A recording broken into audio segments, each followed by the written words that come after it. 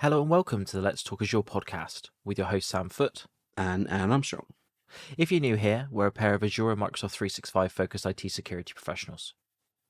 It's episode 20 of season 6. Sam and I had a recent discussion around the new integration of Microsoft Sentinel into the Defender XDR portal. Microsoft have recently announced that the interface for Microsoft Sentinel in Azure will be deprecated. Here are a few things we covered. What is Microsoft's unified SecOps platform? What are the announcements around Microsoft Sentinel's interface moving? What are the benefits of the integration of Microsoft Sentinel into the Defender XDR portal? We've noticed that a large number of you aren't subscribed. If you do enjoy our podcast, please do consider subscribing. It would mean a lot to us for you to show support to the show. It's a really great episode, so let's dive in. Hey Alan, how are you doing this week? Hey Sam, not doing too bad. How about you? Yeah, doing all right, thank you. Doing all right. I'll call it. Let's say it's August here in the UK. So it's a little bit trickier with schools being out and juggling everything. Yeah, work's been pretty busy, surprisingly. Consider it's, like you said, the semi-holiday period or mid-year holiday period, looking after kids and stuff. Yeah, I'd agree with that, really. I haven't really seen like the lull that I would typically see in and around this time. I don't know whether that's just, I've just been lucky that the people that I'm working with, they've all not strategically, but just, it's just coincidence that they're not all off at the same time. Yeah, exactly. So, anything new in your universe, like MVP wise, Microsoft wise, anything coming up? no, working my way, organising, going to Ignite, and looking at how I can support at Ignite if I can get support again, like I have in the previous years. But no, I've been pretty much heads down in work, to be fair, and not being able to surface up and take a look at what's new. I must admit, I have seen a lot more adverts for this Ignite than I have previously. Like, it might be has it just not sold out yet? It's not sold out yet, but they've also extended it opened quite early, so it's giving opportunity for attendee or people who want to attend to be able to agree the time off or get business to pay for it, etc., and organize travel and everything. So beforehand it was like 6 weeks beforehand and everyone was like panic buying and then working out how they're going to get there, sort of thing. Yeah. Now they're like, I've got 20 weeks, maybe it is, I can't remember what it is. I've got time to do all my due diligence, etc., and get all the sign off and stuff and go from there. So I think they have done another burst of notifications, things like that, to say get to Ignite and stuff. But yeah, maybe it's just because it hasn't like insta sold out. Maybe there's more capacity as well this time. I don't know, but I can't. I'm getting like even emails on my like personal email about it. Do you know what I mean? And I don't think I've ever seen them there, to be totally honest with you. So, let's hope it's just extra capacity, and that's why they've opened it up, earlier to try and get, more people engaged in it. Yeah, possibly. So nice. Right. What are we talking about this week? So this week we're going to dive into probably more recent. Well, I think I've talked about this before, and we've probably discussed it in many episodes. But we're going to talk about the unified SecOps platform from Microsoft. Again, we've kind of touched it multiple times, but really it's around the latest sort of news around integration with Sentinel. Looking at that, maybe a little bit around the new data lake sort of as one of the benefits. So it's really just diving into some of that and trying to expose that and some of the timelines that we've got for it as well. Okay, nice. Yeah. So do you want to sort of just kick us off with just a high level overview of what it is? Yeah, so probably a year, maybe 18 months ago, Microsoft announced the unified SecOps platform. In effect, we've kind of see it being grown over the years, over the last couple of years anyway. But in effect, it's the Defender XDR portal, so the security.microsoft.com, that everyone will know who are using these products. In effect, Microsoft have been looking at making a single place for a security operations team to operate in across all of their their Microsoft security stack. So that is bringing in the Microsoft Sentinel, the SIEM capability, the extended detect and response, which was its home anyway for Defender XDR.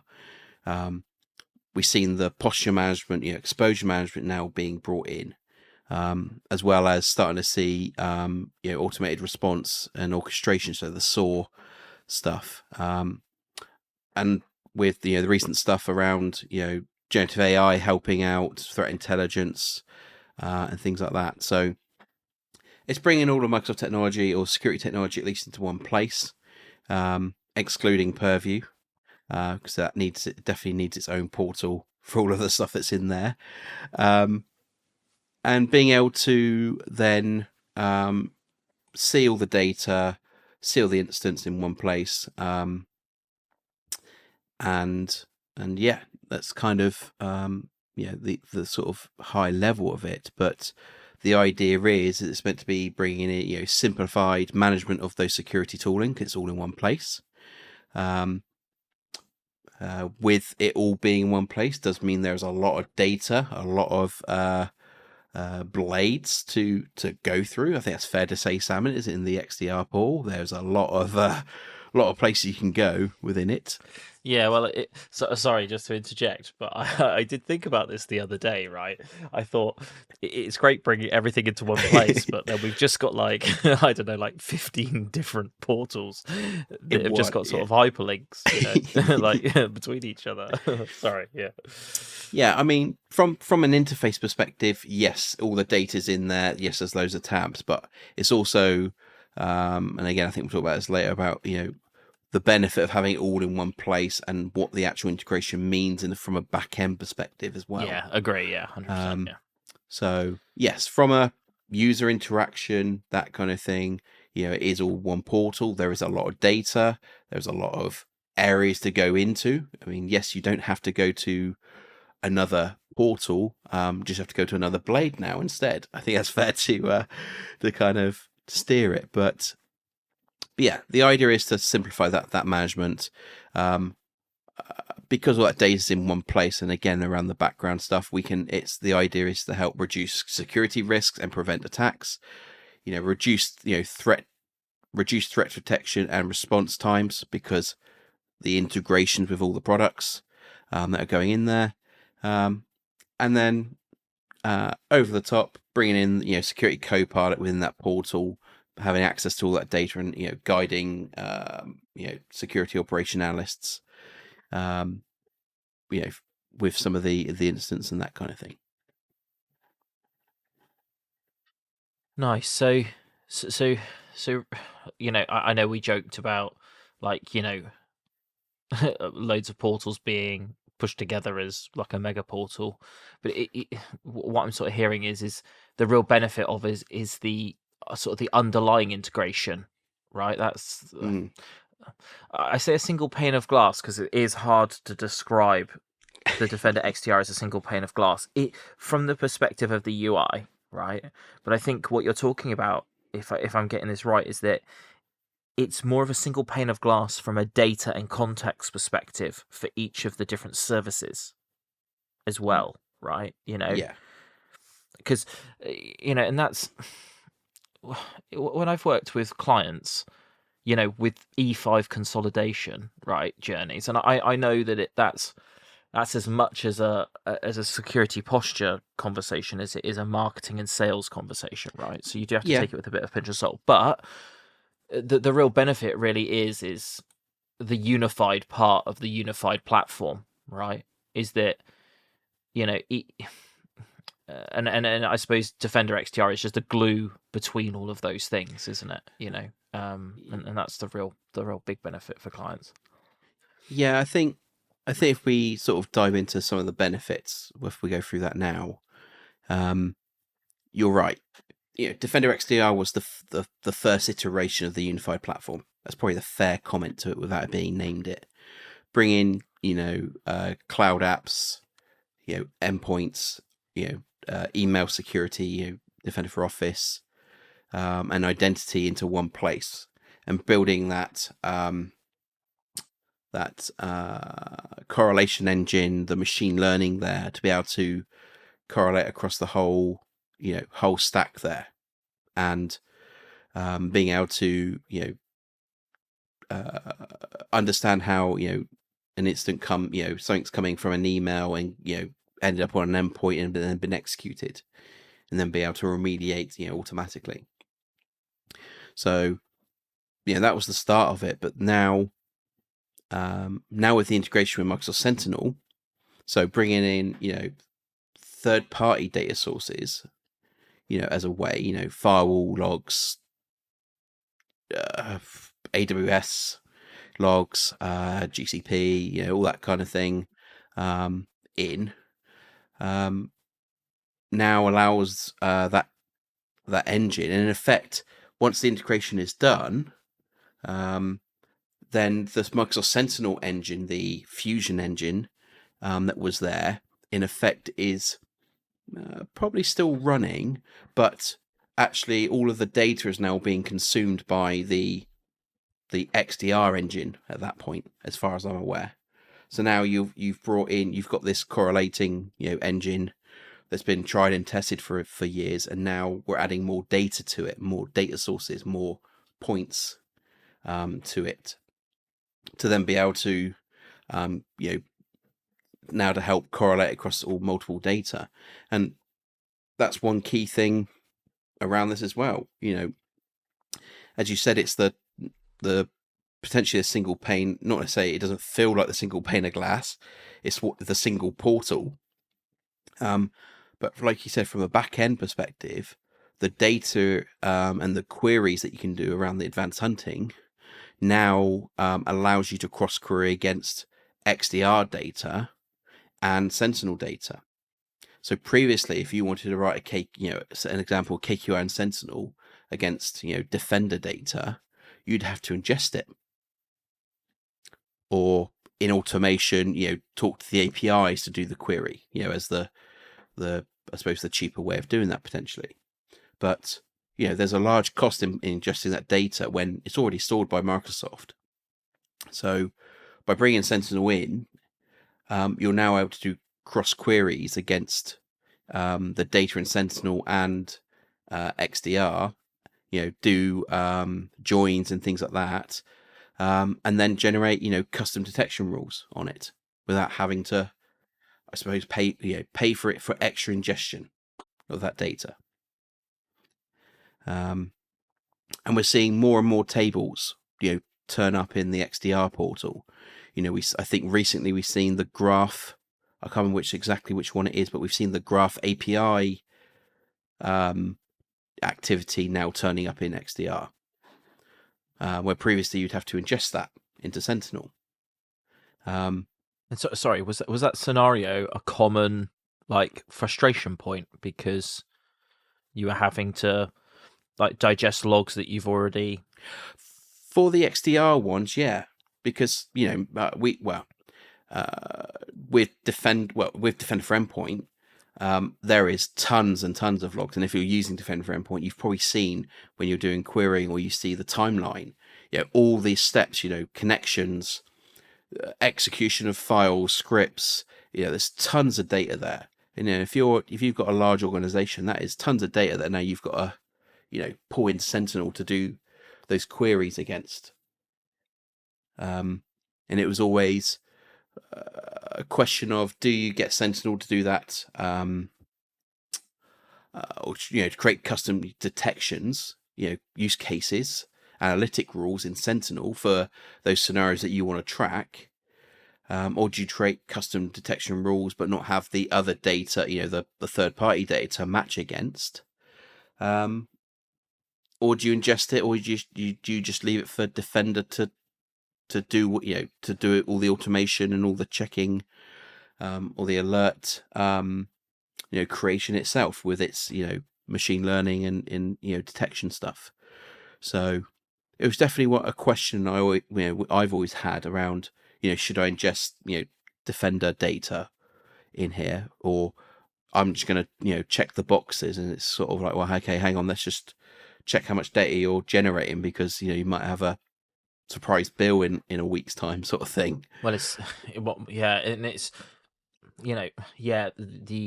I think the ingestion cost is really like visible, but then you've also got potential retention costs, haven't you?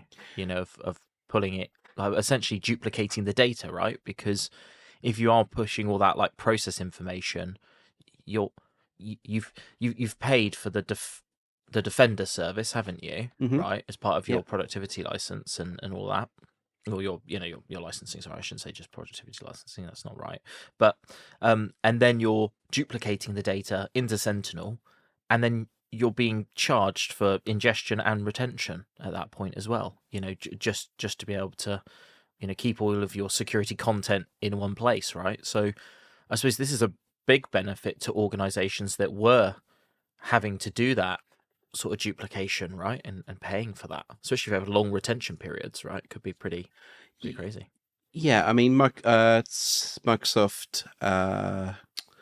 Defender XDR, I think, keeps data for 6 months.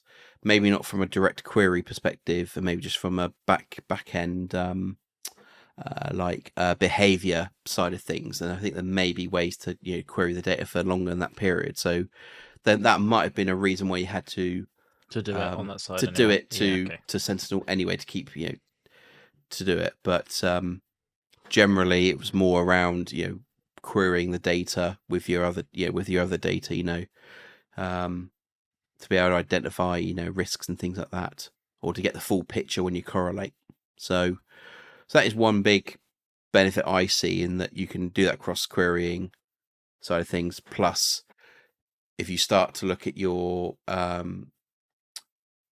detection rules, things like that, which again is another thing to consider when migrating. And again, that's probably a question we'll do later. But you're able to also have all of the other data. Well, sorry, you're able to try get these new tables and be able to create custom detection rules with those. As we keep seeing new tables pop up that again you had to ingest previously, and now they're kind of they're not free, but they're included in the licensing that you have. I think is a fair thing.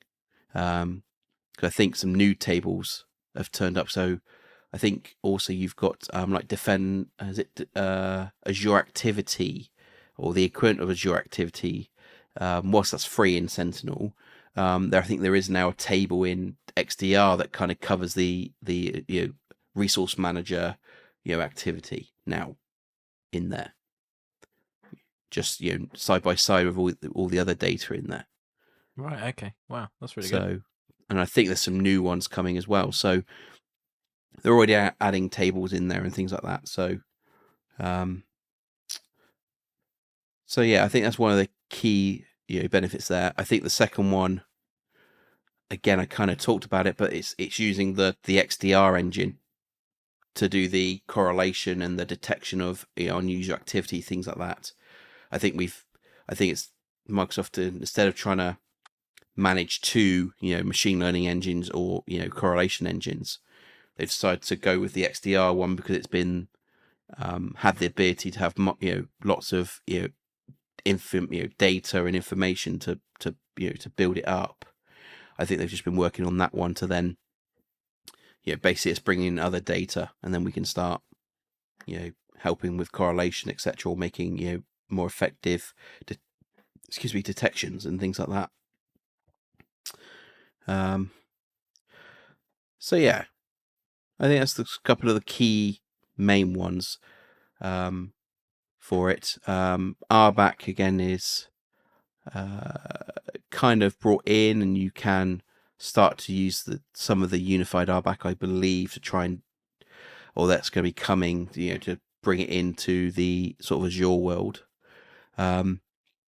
But I suppose the other thing to say is that whilst that sort of integration's been there for, I'd say 12 months at least, Microsoft, I think, have made it generally available now, and also announced that the Azure portal for Sentinel is going in 12 months' time. Yeah, this is I suppose this is the biggest part of this. Well, it's I suppose it's the newest part of this unified SecOps, right? So should we talk about this the Sentinel move, because it's it's been there for some time now, hasn't it? Sentinel integration in, but Yeah, I think it's been like 12, 18 months, but it's been there's been enhancements to it. I think it's the fair comment. There's definitely some it's not necessarily issues, but it's some changes to how MSSPs manage their permissions into it and how they run their services. So I think a lot of the time of it being in preview has really been around, one, adding enhancements into the portal for having Sentinel there. Like I said, integrating into the XDR engine, being able to do the cross query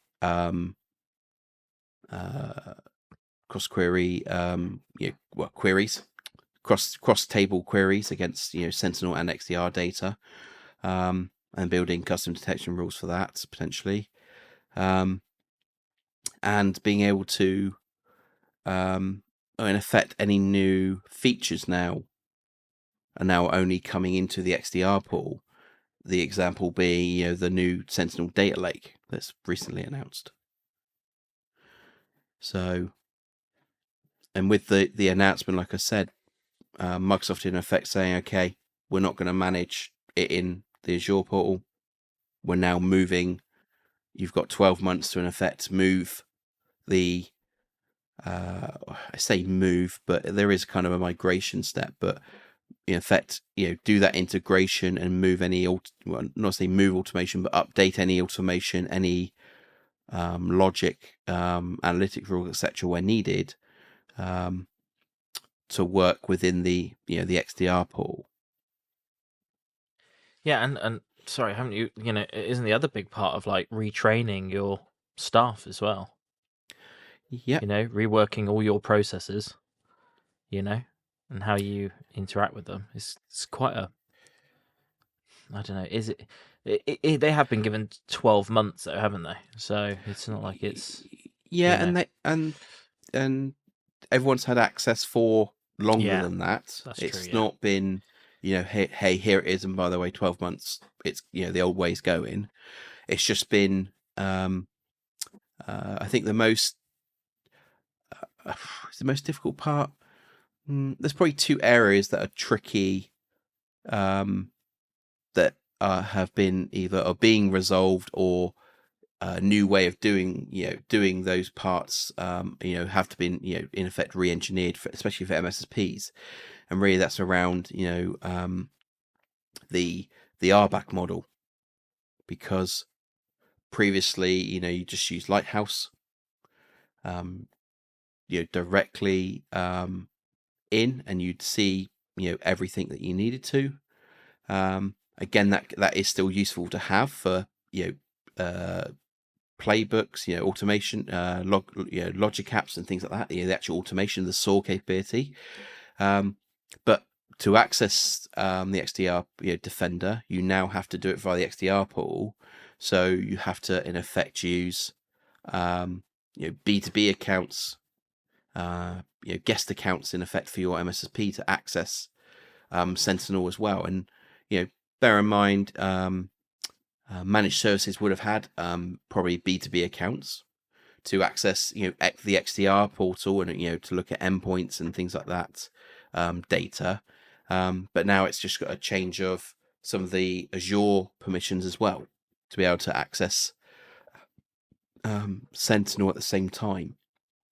So there's been a lot of modifications around that process, in updating services and things like that. That's also had to be considered. Some of the other parts as well that I'm aware of is some of the when you have some of the automation rules or your automation your logic apps, things like that. Some of the product names have changed. So beforehand, it was like a Sentinel. I can't remember which way it is, but let's say example the service. I can't remember what the columns are, but the service, as an example, would have been Sentinel or Defender, Defender XDR. If you for the alerts going into Sentinel, and then you could trigger on those types of things depending on what you want to do. And like for the XDR one, you'd have like sources XDR, and then you'd have product as Defender for endpoint, Defender for identity, etc. in there. But Sentinel will just be product and trigger would be Sentinel, and then the product would be XYZ. I can't remember what it would be. But when you do that integration, then Sentinel comes under, I think it is a product now instead of being the source. So it will be Defender XDR as the source, but Sentinel is the one that triggered it, or it is the product at that point. So you may have some automation accounts. You may have some automation rules in Sentinel. You may have logic apps that maybe are looking at those fields to determine what products triggered it. So there's just some validation of where that's been used, and in effect modifying ahead of time to make sure all that automation or is all going to still trigger for it. Yeah. Okay. So it's so the actual logic itself isn't going to change. Is it just literally naming? There's no data field changes underneath. No, I don't. Sources or anything. I don't believe so for the incidents. I haven't been fully into it, but I know there was a few changes like that, and RBAC. I mean, from an integration perspective, so if we briefly talk about that, it's going to it's just going into the XDR portal, going down to settings, going to Sentinel, finding in there you can see your workspaces, and basically you check a box, providing you got permissions, and click connect. It does some permissions in Azure so that Defender XDR can read it and etc.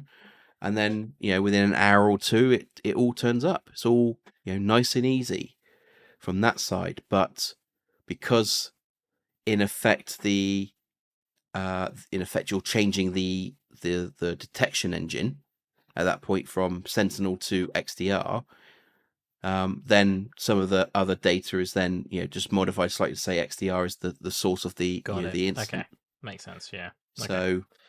So it's just a few things like that. I think there's probably a few more. Again, I'm not diving directly into the changes, things like that. I just know that some of the main ones have been RBAC, unified RBAC, or RBAC between the two, and then at least this is as a change that you need to consider. There may be some other things as well around the some of the functionality. Maybe it's just waiting to come into the XDR port as well from Sentinel. I don't know quite what they are, but there's just a few that maybe you might see on the way, just as they sort of change. So, but a lot of there's a lot of IT professionals that are going through that process that have documented changes and fixes out there to some of the I suppose the not to say nuances, but the minor changes you might have to do to get some of your automation working. Some of your integration with your ITSMs might change slightly. So there's a lot of people blog posting, videoing around that and what the changes might look like. So I think because it's been out there for a year at least, people have been able to identify those bits. so you don't have to. So yeah. Okay, so you're definitely going to have to test. If you are using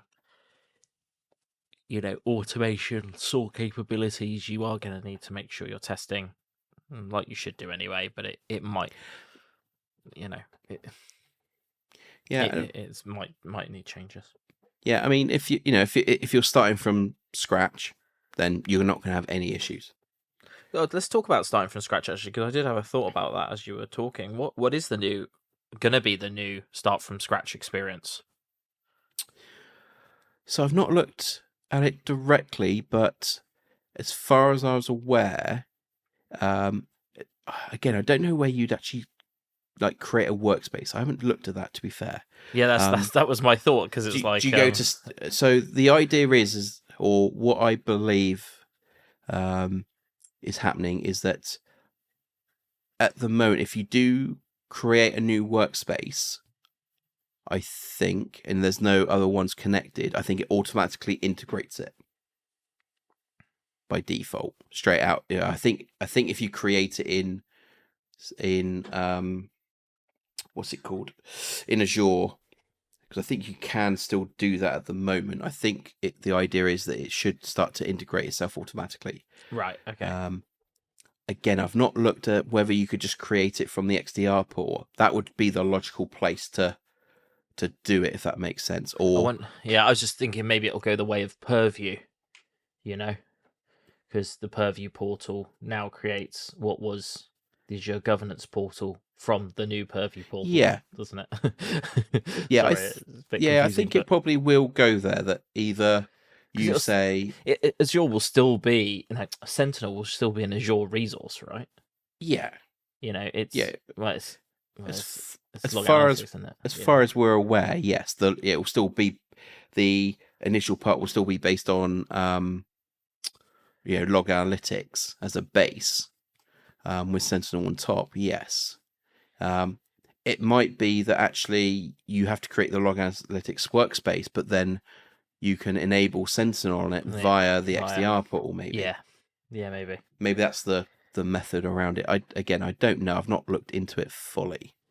No, sorry, it wasn't supposed to be like a tricky question. It was just that was the first thing I thought. I was like, when you can't do it in Azure, what will you do? So, but I expect it will be, like you said, it'll be like Purview.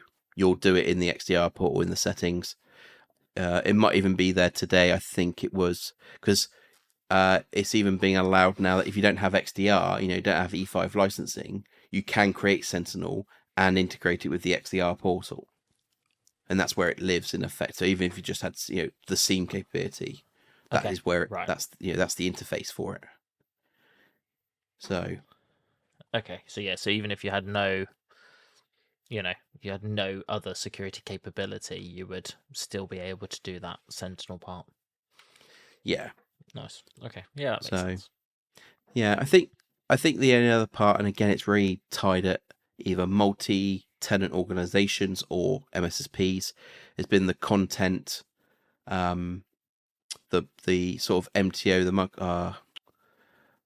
Microsoft tenant, multi-tenant operations. I can't remember what the MTO stands for off the top of my head, but multi-tenant organizations maybe is what it means. But in effect, being able to manage content across multiple, Defender XDR portals, and including Sentinel in that, because it all changes in effect. Because you had like, was it Workspace Manager? I think, where it's something you could do.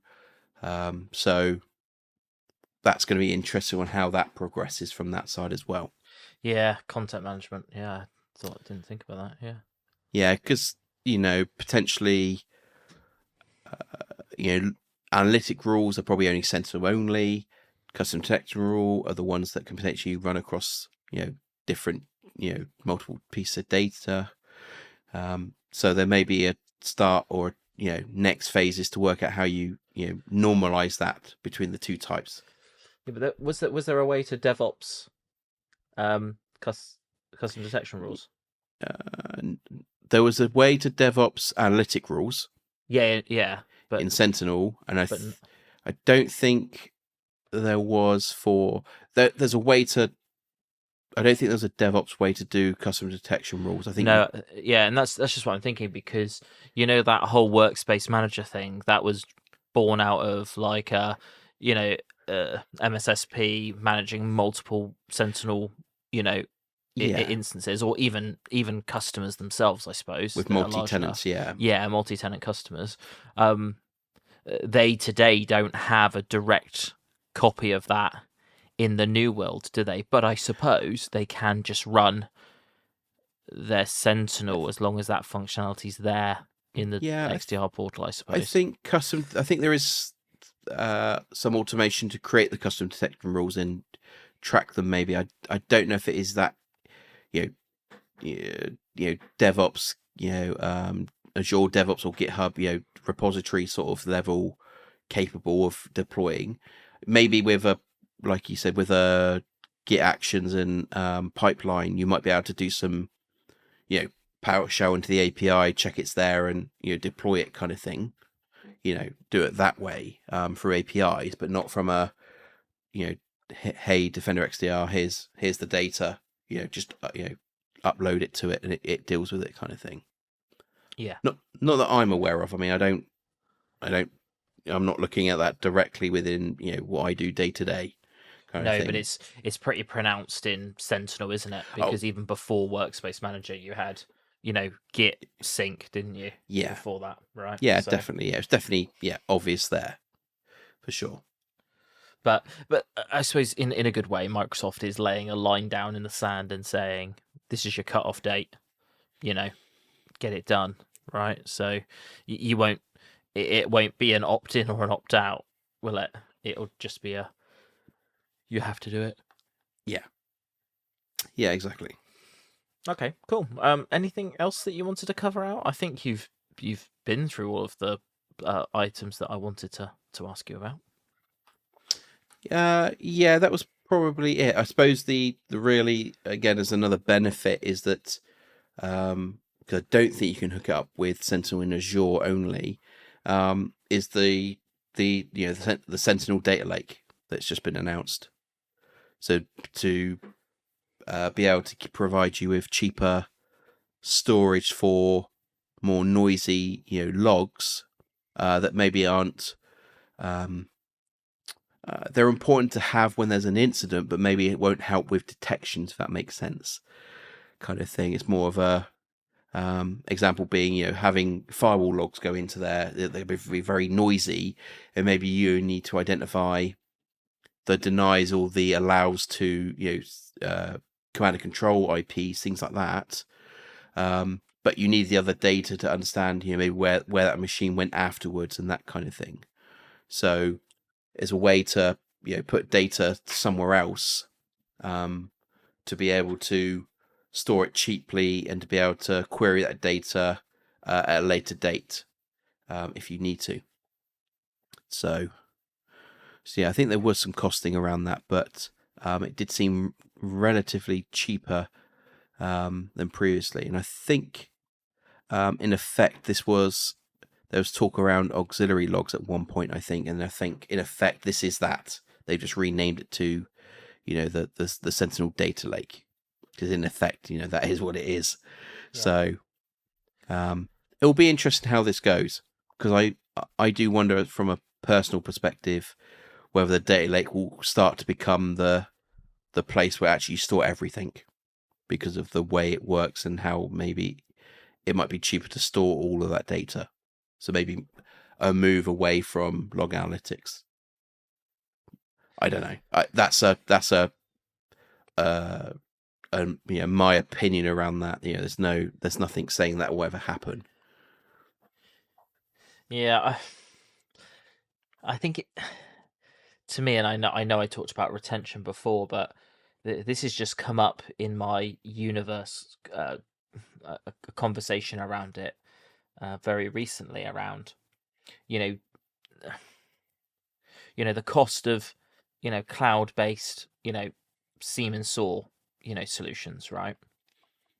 And there's many different providers, and the nuance around it really sort of comes down to ingestion and retention, Mm-hmm. right?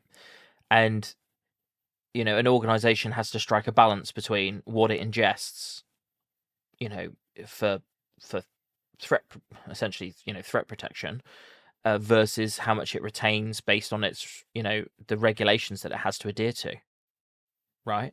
Yeah. And that has always been let's call it a sticking point of like a system such as Sentinel. I don't really want to just call out Sentinel because it's not the only product that has this challenge. Is No. that how much do you ingest?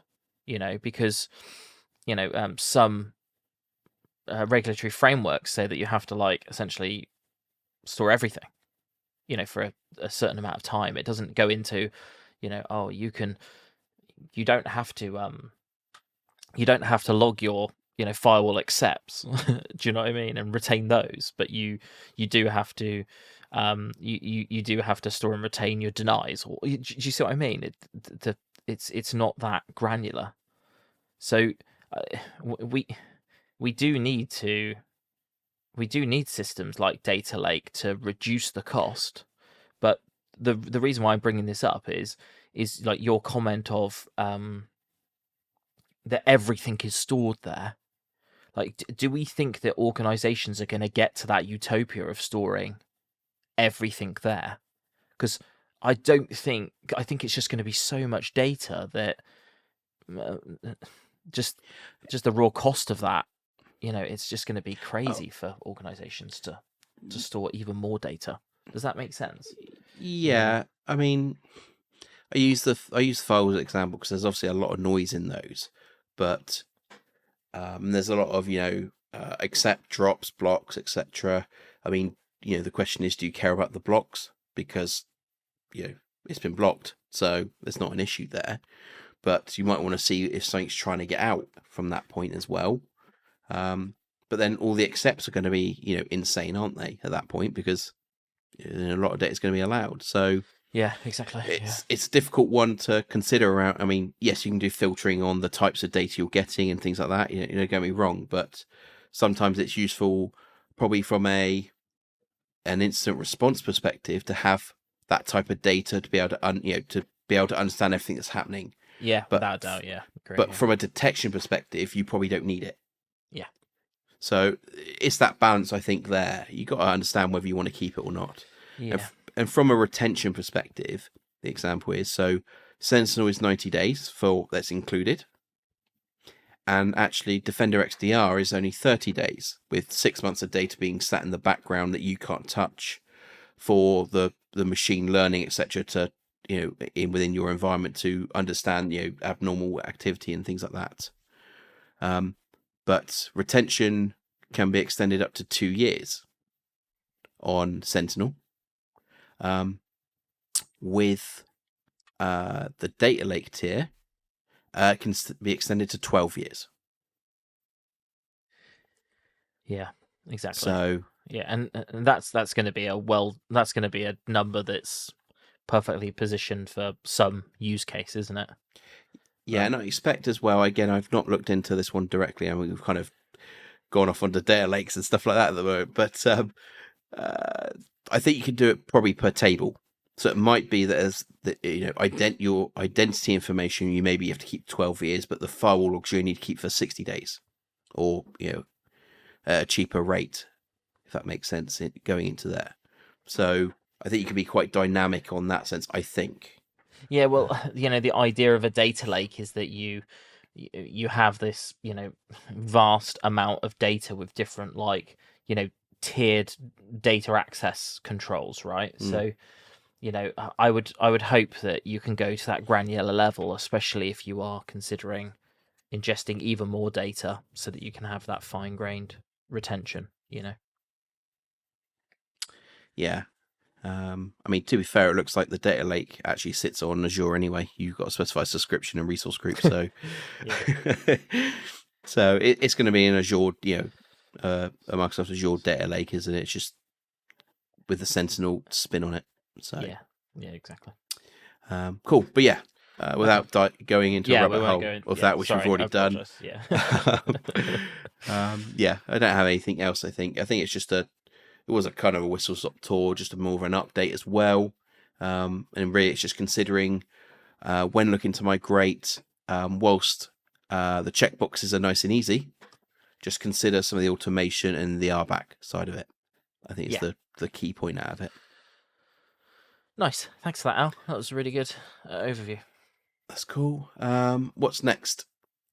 I'm going to continue. Well, I think I had a bit of a break, but I'm going to continue my Defender for Cloud workload episode. So I'm going to do Microsoft Defender for Storage because Nice. I can't believe we haven't really done that one. I think what I'll do is after I've done storage, I'll group a load of the other ones because they're so small in some of the other areas. So we'll probably do like a Key Vault, Resource Manager, DNS, etc., all together in like one like mega episode, basically. But yeah, Defender for Storage. It's got some really good. And I feel like it's evolved quite a lot over time, Defender for Storage, and there's lots in it now, and I think it's there's some really, really good detections that it's got and capabilities that it's got. So I'll take us through that. We have done an episode on Azure Storage, but this is Microsoft Defender for Storage on top of that via Defender for Cloud. Yeah, no, I can't believe we haven't done that, to be fair. Yeah, exactly. Cool. Okay, so did you enjoy this episode? If so, please do consider leaving us a review on Apple, Spotify, or YouTube. This really helps us reach out to more people like yourselves. If you do have any specific feedback or suggestions for our episodes, we have a link in our show notes to get in contact with us. Yeah, and if you made it this far, thank you ever so much for listening, and we'll catch you on the next one. Yep, thanks all.